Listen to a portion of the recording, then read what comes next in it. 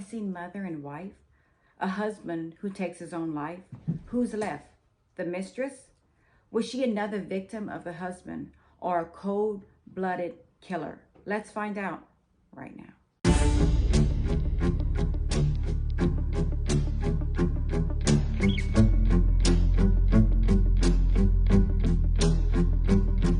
Happy Wicked Wednesday, my Cajun cuties. Yes, it's me, Anne-Marie, aka the Cajun Crime Queen from Carrincou, Louisiana. Cajun born, Cajun bred, and when I die, I'll be Cajun dead. I hope after this video that y'all like, subscribe, and comment, and don't forget to press on that notification bell so you never miss a story from me, Anne-Marie. I hope y'all have a beverage. I hope y'all have a snuggle partner or a snuggle fur partner. Those are the best, and y'all are ready to hear a crime story with yours truly. And I want to know, are y'all drinking your water? Are y'all staying hydrated? Are y'all going on walks and getting those tickers up? Remember, exercise and staying hydrated is the key to having an amazing day, especially first thing in the morning. If you can get up and go for a brisk walk first thing in the morning, you are going to feel so much better all day. And know, just throughout the day, you're going to know, I got my heart rate up. I'm doing great. I'm doing amazing. You are going to feel so much better throughout the day. And if you keep drinking your water like I am, your skin is going to glow. You're going to feel healthy. You're going to feel amazing. And you're going to live past 100 years old like I want to. And I'm telling you, I don't plan to leave this earth until I reach 100 years old. That's my goal in life. So I'm staying healthy and I'm staying hydrated. Now, who are we going to talk about today, y'all? Because let me tell y'all something. I had no clue about this crime. No, I had never even heard of this man or the mistress or the poor wife. My heart goes out to the wife. Today, we're going to talk about, drum roll, brrr, we're going to talk about Fotis Dulos. Fotis Dulos is a champion water skier who was raised in Greece. And let me stop right there and tell y'all, when I was young, down in the bayou in Butte-La-Rose, Louisiana, close to Cecilia, close to Breaux Bridge. I'm sure y'all heard of Breaux Bridge, the capital, the crawfish capital of the world. We used to water ski in the Atchafalaya River every weekend from Friday afternoon till Sunday evening. Y'all, I could have been a champion water skier. I was amazing. We would fall off the ski. There would be alligators just feet from us. We didn't care. We were living it up. We were young. Now, oh, hell no. Y'all would never see me in that water now. No way will I go water skiing. First of all, I'm too old. I'd probably like break something. But anyway, Fotis Dulos was a champion water skier. And he met Jennifer, who was beautiful, while they were students at Brown University. She was a writer and playwright from a very wealthy family. But their romance did not happen then. Their romance started 17 years later when they just happened to meet up at the Aspen airport. How romantic is that? Just by chance. Fotis was very charming. He was successful. He was good looking. He was a real estate developer of luxury homes. And in 2004, Jennifer and Fotis were married. And they quickly filled the home with 5 beautiful children, 2 sets of twins, and a beautiful baby girl. They had everything. They would travel. They had a luxury lifestyle. Money was no object. Jennifer had a nanny to help her with all 5 children. But in 2016, the marriage hit a rocky point. Fotis was leaving at least 10 days a month to chase the nearest water skiing event. He always wanted to compete in the water skiing events. But I find that a red flag, because when you're going at least 10 days a month and you have 5 small children at the house and a beautiful wife, why would you want to leave that? Why would you rather go water skiing 10 days out of the month? I just find that a little, that's a red flag, in my opinion. I know if that was my husband, I would question that and I would be upset, especially with 5 children at home. That's a little much. And in 2016, in Miami, Fotis Dulos met Michelle Tremonis. She was Fotis's type. She rode horses. She reported for ESPN. She was a single mother. But best of all, she was a competitive water skier. They had a lot in common. And soon they started having an affair. And guess what? Jennifer started putting 2 and 2 together and found an email and she found out that Michelle and Fotis went to Utah together. Jennifer confronted Fotis. He admitted to having an affair with Michelle. He said he was indeed having an affair. Jennifer said okay.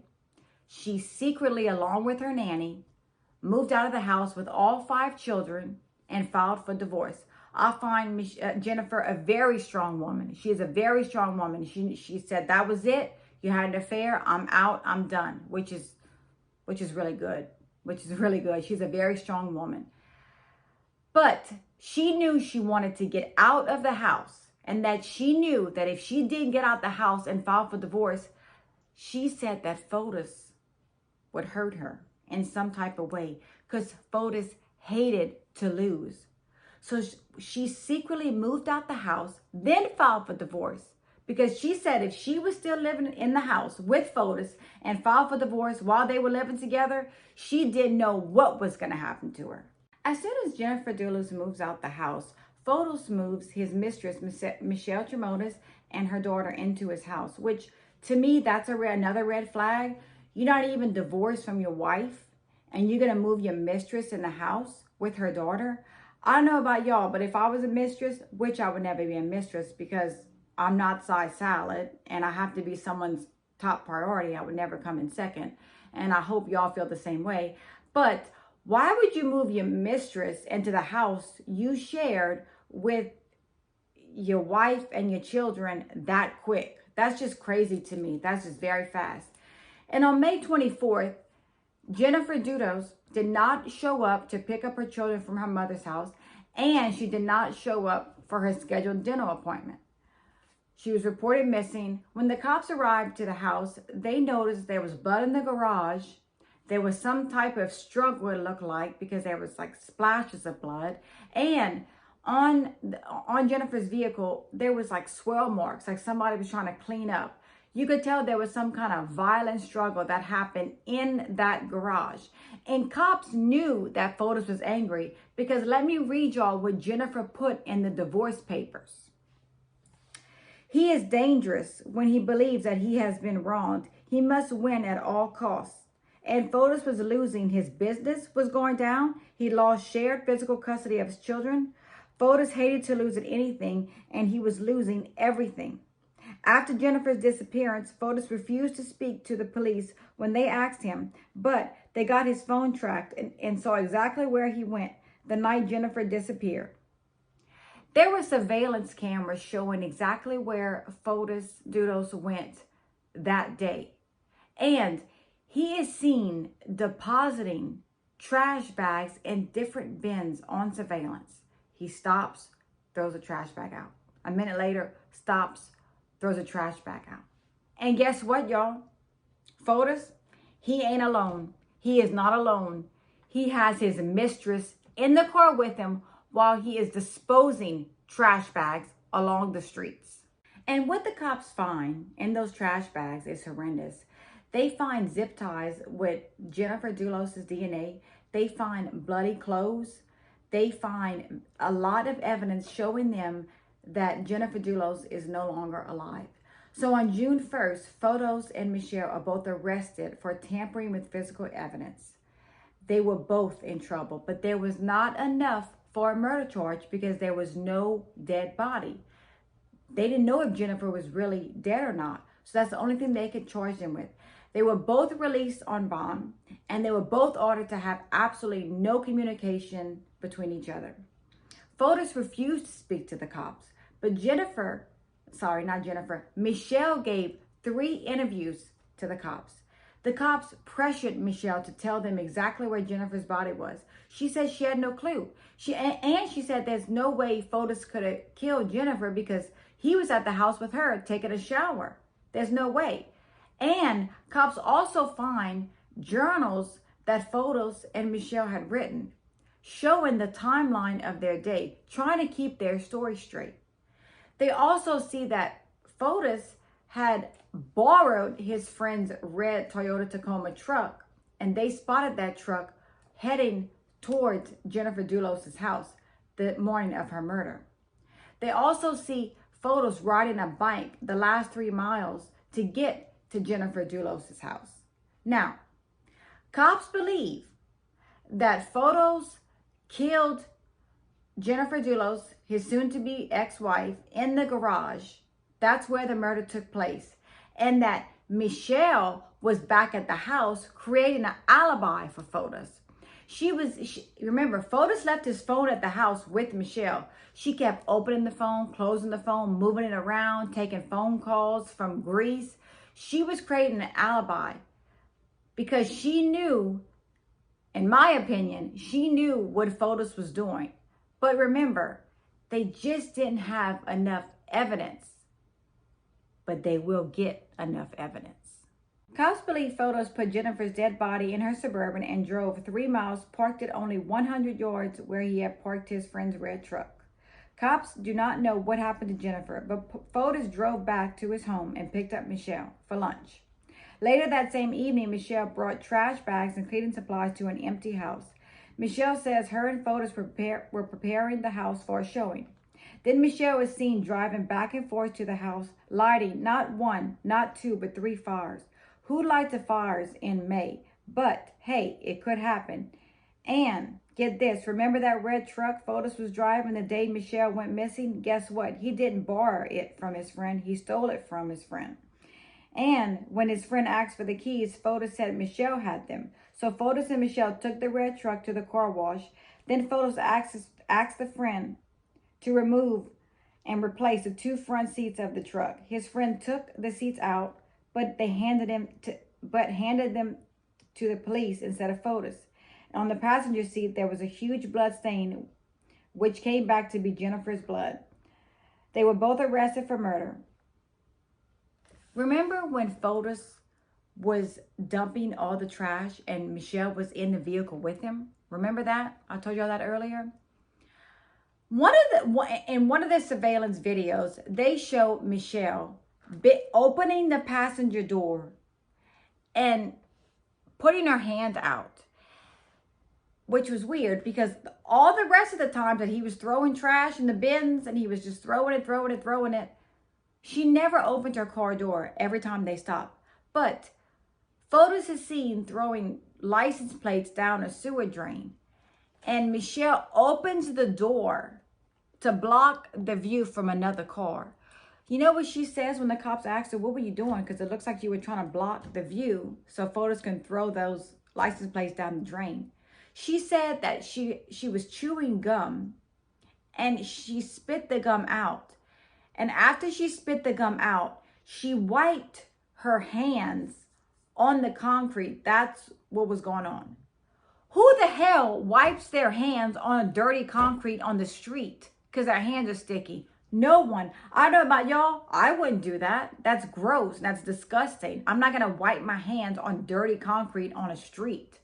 But that's what Michelle says she did, which I'm not buying. I'm sorry, I'm not buying. And another thing I'm not buying. She's saying when the cops asked her, what were y'all throwing away and stopping every minute? She says, oh, I don't know. I guess some construction stuff. I have no clue. Really? Really? I don't know about y'all, but if my man and I are in a truck and he's stopping every minute to throw trash away, I guarantee y'all, I'm very impatient. I would be like, babe, what the hell are we doing? What the hell? Why we stop? Why can't we just stop one time and throw all the trash away? Why we got to stop every minute to throw trash? I guarantee you, Michelle knew what was in those bags. That's just my personal opinion. Y'all gonna form your own opinion, do your own research, but that's a little sketchy to me that you don't know what was in those bags and you didn't even ask, and then you wiping your sticky hands on dirty concrete. And another thing, who makes a journal about their day? She made a journal about their day that day. Why would you do that? Just that day? No other day. Just that day? Another red flag. Michelle tried to help the cops.